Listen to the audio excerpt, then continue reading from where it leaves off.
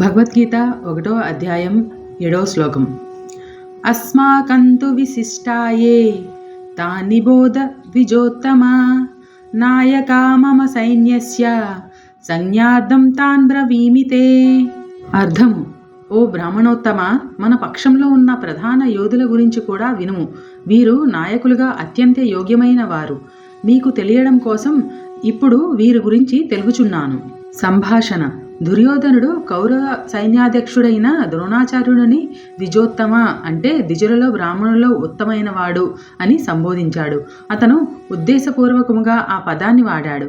నిజానికి ద్రోణాచార్యుడు వృత్తిరీత్యా యోధుడు కాడు, సైనిక విద్యను నేర్పించే గురువు మాత్రమే. ఒక కపట నాయకుడిలాగా దుర్యోధనుడు తన గురువుగారి విధేయత పట్లనే సిగ్గుమాలిన సందేహాలను కలిగి ఉన్నాడు.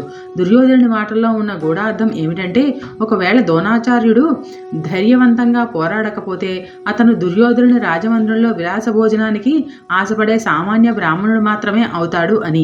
ఈ విధంగా మాట్లాడిన దుర్యోధనుడు తన సొంత ఉత్సాహాన్ని మరియు తన గురువుగారి యొక్క ఉత్సాహాన్ని పెంచడానికి తమ పక్షంలో ఉన్న మహాయోధుల గురించి పేర్కొనటం మొదలుపెట్టాడు.